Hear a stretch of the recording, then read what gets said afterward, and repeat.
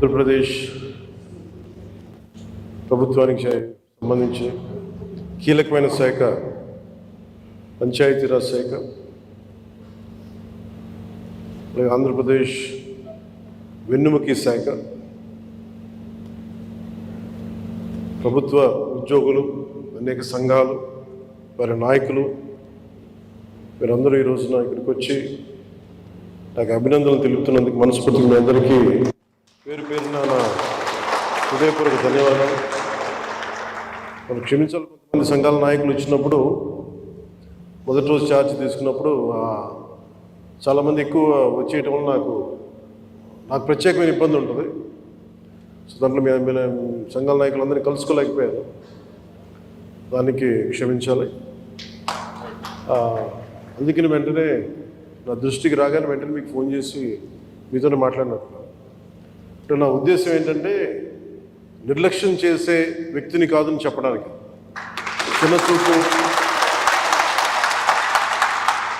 చిన్నచూపు చూసే వ్యక్తిని కాదు. మీ సమస్య నా సమస్య, అది చాలాసార్లు సభలో చెప్పాను. కానీ ఇప్పుడు ప్రత్యేకించి ఛార్జ్ తీసుకున్న తర్వాత మీకు మళ్ళీ మీ అందరికీ తెలియజేసుకుంటా ఉన్నాను. మిమ్మల్ని అర్థం చేసుకునే వ్యక్తిని, మీ సమస్యల్ని పరిష్కరించడం, ఎంత త్వరగా పరిష్కరించడం అనేది నా ఒక్కడి చేతిలో లేదు. కానీ మీ సమస్యల్ని వినగలిగే శక్తి ఉన్నవాడు. ముందు సమస్యని వింటే పరిష్కారం దొరుకుతుంది. వినటానికి అలసట అందరికీ. సో నేను మీకు ప్రత్యేకించి తెలియజేసుకునేది, నేను వినే వ్యక్తిని. ఇందాక మీ సహచరులు ఎవరు వచ్చి ఇక్కడికి ఇచ్చారు, సహచరాలు, అది ఖచ్చితంగా యుద్ధ ప్రాతిపాదికన మీరు ఆ సమస్యను పరిష్కరిస్తాను మీరు వచ్చి ఇచ్చారు. ఇలాంటివి చేయడానికంటే మీరు ఇందాక ముందు సంఘాల పెద్దలు కూడా మాట్లాడుతూ చాలామంది గతంలో కూడా మీరు సమ్మెలు, గత ప్రభుత్వం మీద మా కోపం ఉంది, మీకు ఈ ప్రభుత్వం మీద మీరు మాట్లాడుతూ ఉన్నారు. ఒక్కటి ఏంటంటే, ఇది అందరం కలిసి పనిచేయాలి, మినిస్ట్రీ కానీ ఉద్యోగులు కానీ. గతంలో ఎవరు ఎలా చేశారో నాకు తెలీదు, మీరందరూ వింటా ఉంటే నేను సమస్యలు వింటా ఉన్నా. కాకపోతే ఇది చాలా పురాతనమైన, చాలా బలమైన వ్యవస్థ, చాలా పాత వ్యవస్థ. ఇది ప్రతిసారి వ్యవస్థకి ఒక తుప్పు పట్టినట్టు పట్టేస్తాం. దీన్ని బలోపేతం చేయాల్సిన అవసరం ఉంది. దీనిని సమస్యలు ఏమైతే ఉన్నాయో మీ అందరికీ ప్రతి సంఘం తరఫున ఇది ప్రత్యేకించి ఒక ఓవరాల్గా మేము ఇలా చేయదలుచుకున్నాం, మా సమస్యలు ఇవి, లేదంటే మేము ఇలా నిలబడతాం, కొంచెం ఇవన్నీ చెప్తా ఉన్నారు. నేను మీకు ఈరోజు మాటిస్తున్నాను, పంచాయతీ పనులతో పాటు మీ సమస్యలను కూడా నేను వినే వ్యక్తిని. నేను ప్రత్యేకించి ఏ సంఘాలకు సంబంధించి ఆ సంఘానికి ప్రత్యేకించి ఒక టైంని అలాట్ చేసి మరి.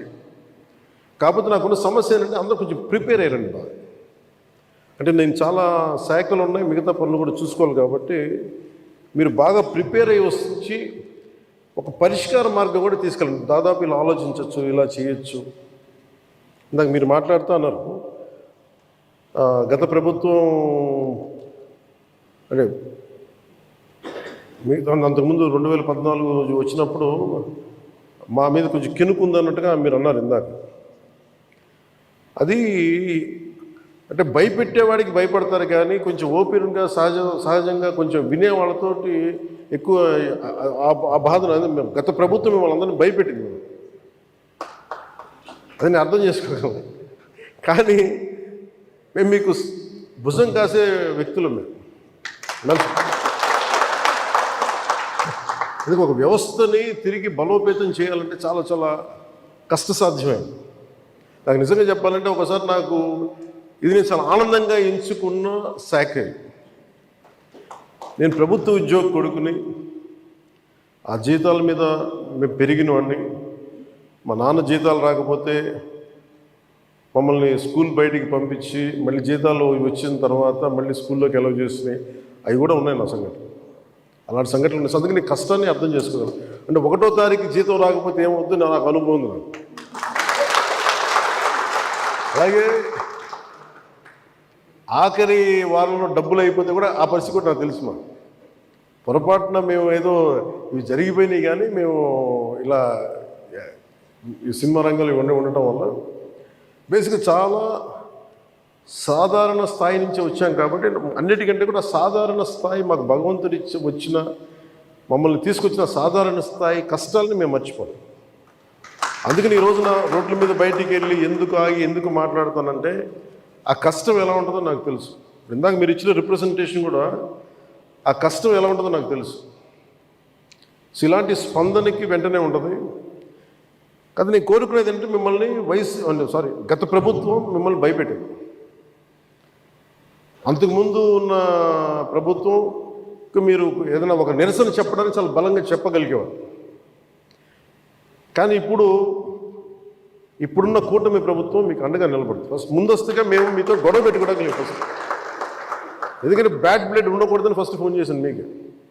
అరే వస్తే నువ్వు కలవలేదండి, నువ్వు కూర్చొని పెద్ద ఆఫీసులను కలుసాం, మమ్మల్ని కలవవా అనే ఒక చిన్న బాధ ఏదైనా ఉంటుంది. ఎందుకంటే నాకు తెలుసు, మా నాన్న బాధ నాకు తెలుసు. అందుకని వెంటనే ఫోన్ చేశానండి.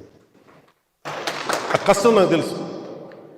ఇంకా నేను మీకు ఒకసారి ఏమైపోతుంది, అందరూ ఒకేసారి వచ్చేస్తే నేను మాట్లాడలేని పరిస్థితులు తప్ప మీరు 1-on-1 కూర్చొని గ్రూప్గా కూర్చుంటే మటుకు నేను చాలా మీకు ఫస్ట్ వినే వ్యక్తిని. నేను విన్న తర్వాత పరిష్కార మార్గం వెతుకుతాను.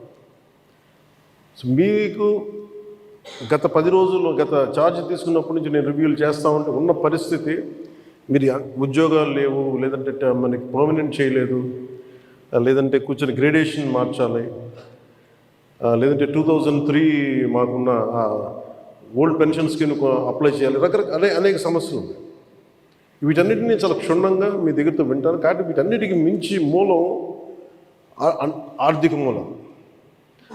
రాష్ట్ర విభజన జరిగినప్పటి నుంచి ఈరోజు దాకా ఆంధ్రప్రదేశ్ ఇంకా ఉణుకుతూనే ఉంది, ఆర్థికంగా నిలదొక్కుకోరు. మేము కూడా ఓటు చీలకూడదు, అందరికి కలిసి రావాలి. ఎందుకన్నామంటే అసలు ఆంధ్రప్రదేశ్కి ఒక బలమైన రాజకీయ వ్యవస్థ ఉంటేనే కింద ఉన్న మనకి పనిచేస్తున్న ఉద్యోగులందరికీ కూడా ఒక భద్రత ఉంది.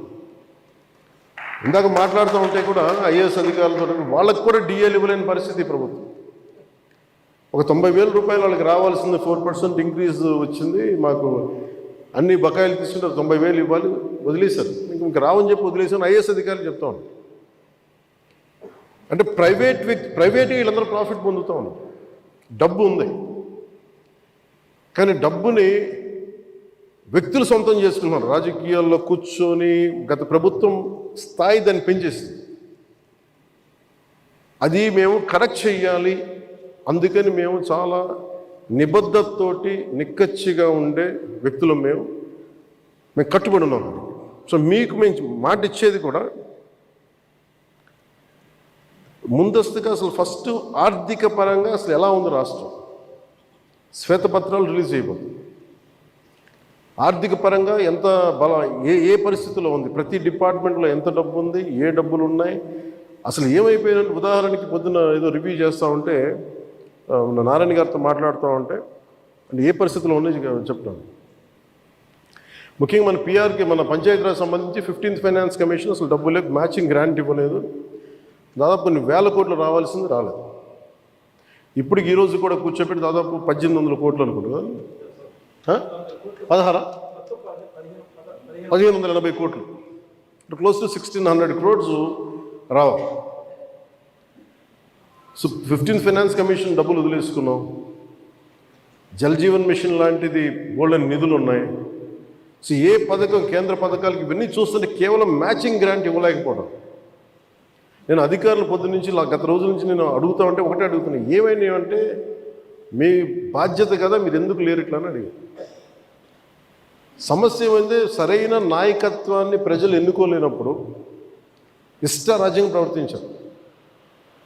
దానికి పర్యావసానమే మనం అనుభవిస్తుంది ఈరోజు. నేను మీకు ఒక రెవల్యూషనరీ విప్లవాత్మకమైన మార్పులు తీసుకురావాలి ఆంధ్రప్రదేశ్ విధి విధానాల్లో కానీ ప్రభుత్వ విధానాల్లో కానీ. దానికి నేను నా వంతు కృషి నేను బలంగా చేసి పెడతాను.